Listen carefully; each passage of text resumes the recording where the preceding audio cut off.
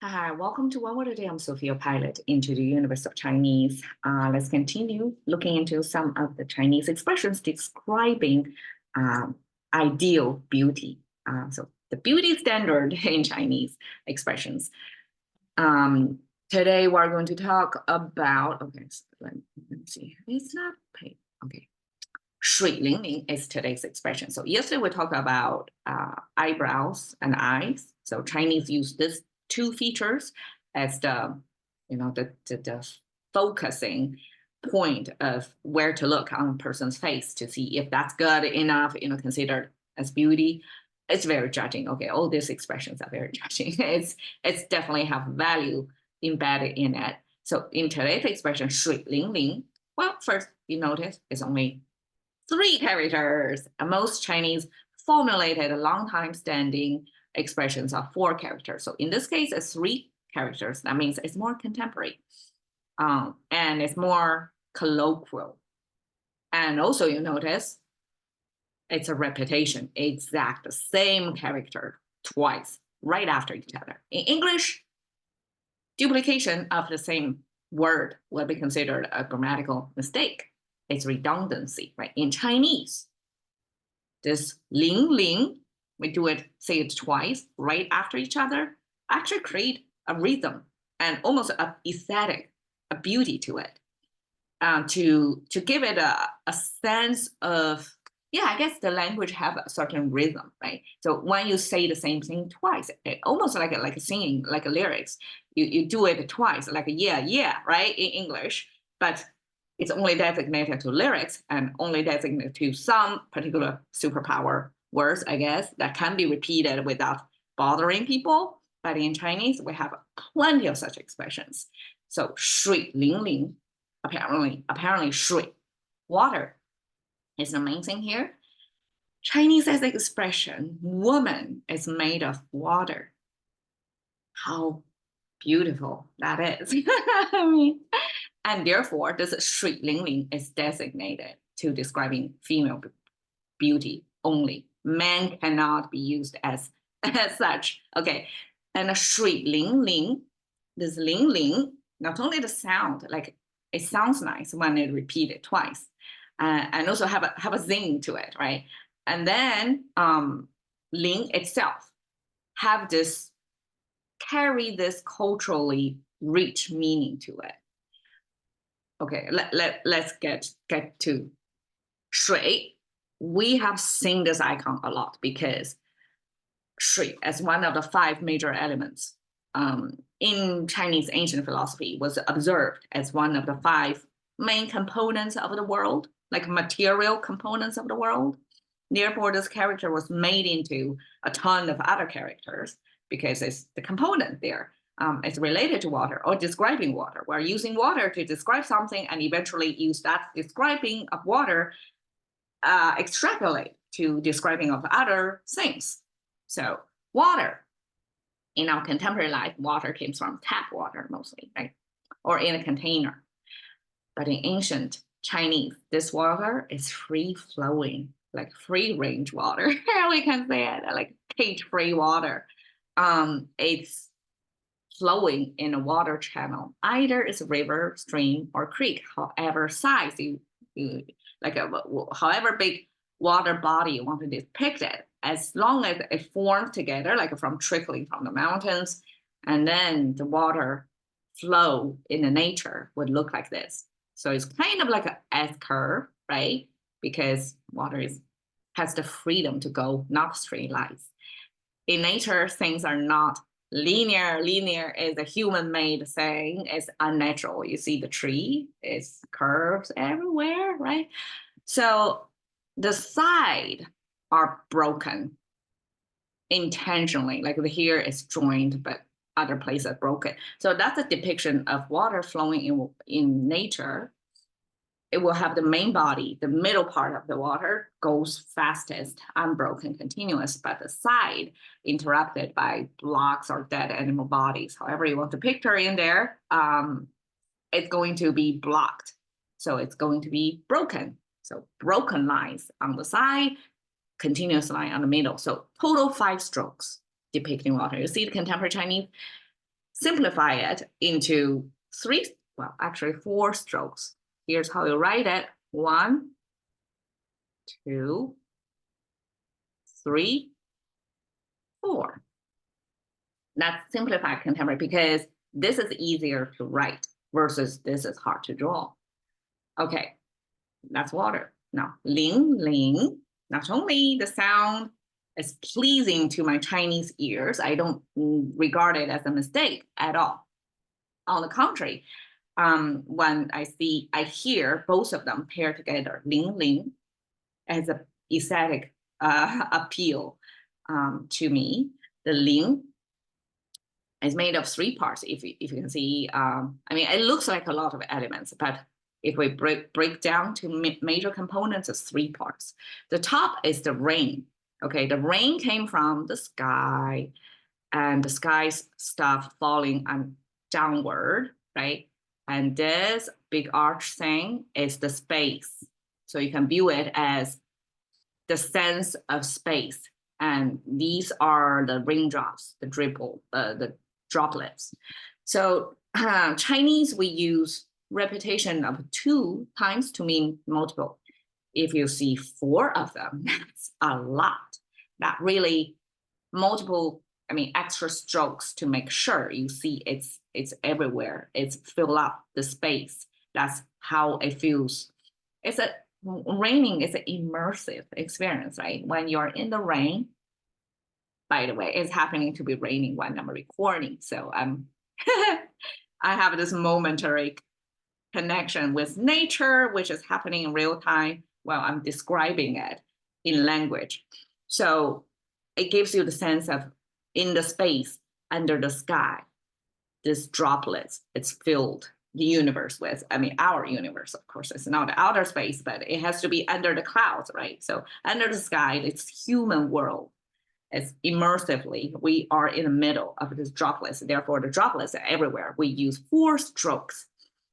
Chinese as a language have this efficiency or economy when describing things. We don't use extra strokes when not needed. So if we can express this in 2 strokes to mean droplets, no bother with 4. So when you give it a 4, I mean, my understanding is this immersive. It's not only multitudes in front of our eyes, but you're in the middle. There's no escape to it. Okay, then the mouse symbol times 3 means a chorus. 3 in Chinese expression, 1 is singular, 2 is a couple, 3 is a crowd. I mean, in English expression, that's I think. So in Chinese, similarly, we don't repeat.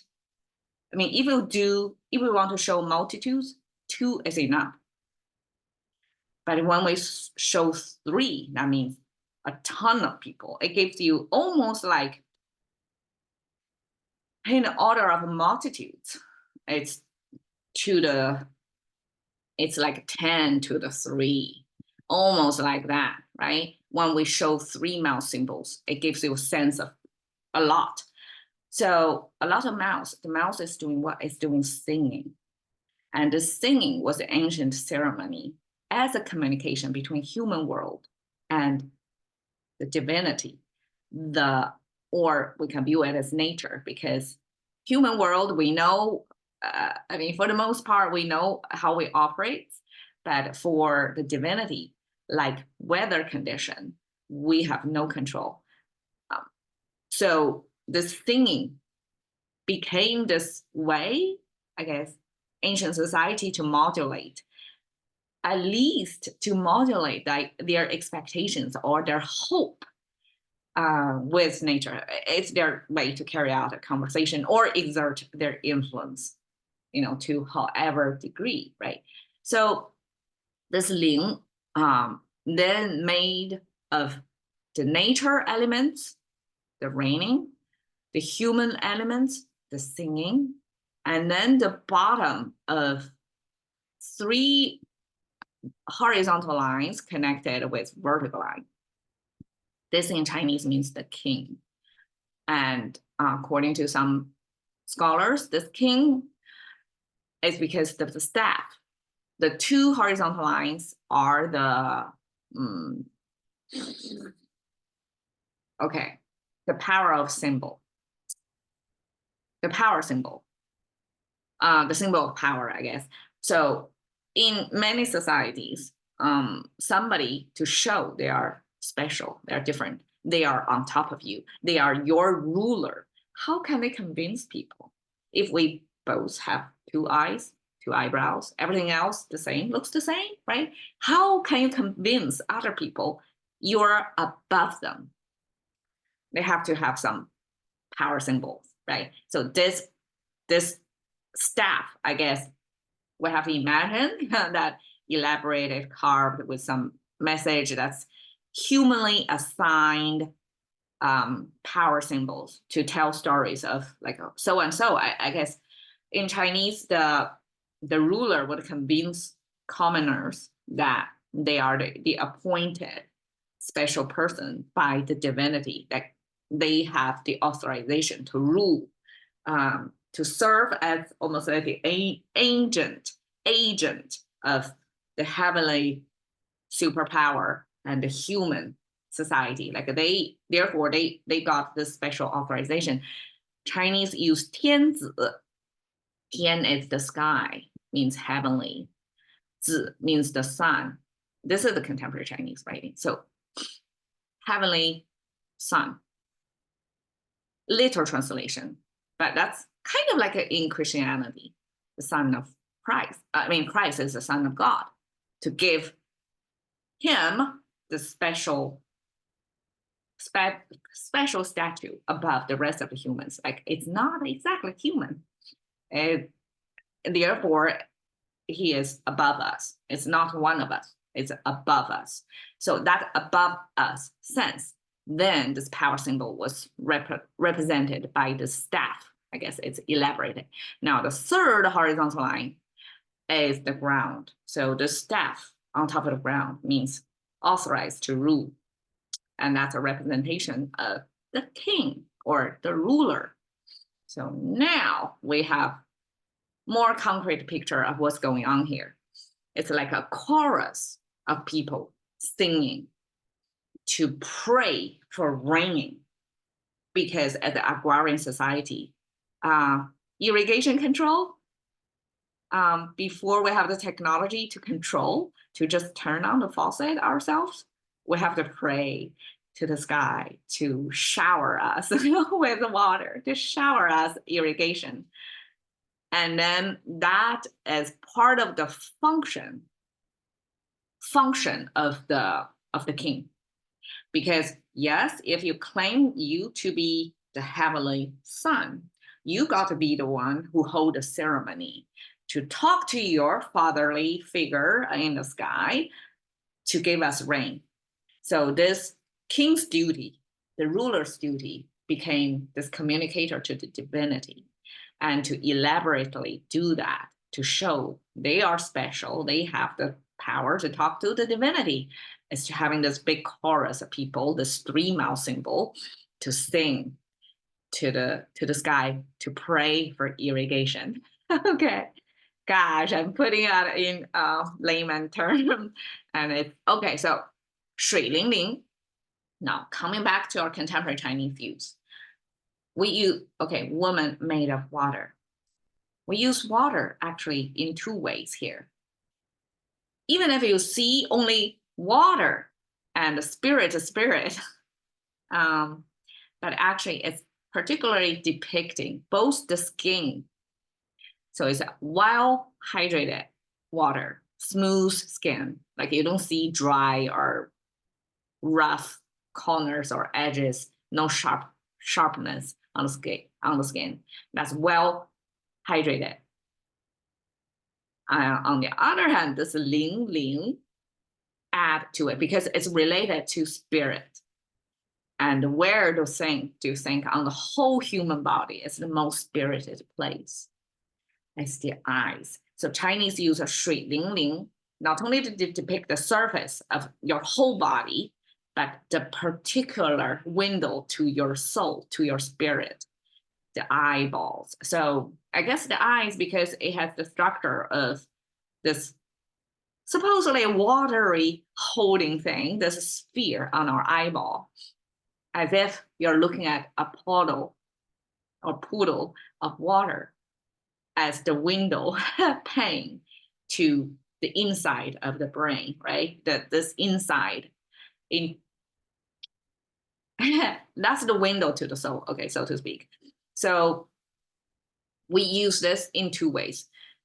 In the previous expressions, Chinese pair eyebrows with eyes or eyes with teeth. So some features call out in this 4-character expressions. In this case, there's no feature call out, but habitually, this 水灵灵, once it was used on a girl, it means she has this watery eyes, spirited eyes. You can see from her eyes, she's, I guess, well-educated, well-spirited, well-intended, probably. It's definitely not on some, evil character. It's a lovable character. And also the skin is supple, it's well-watered.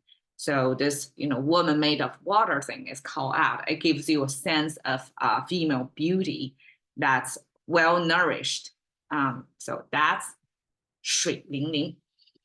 Thank you for watching. See you another day.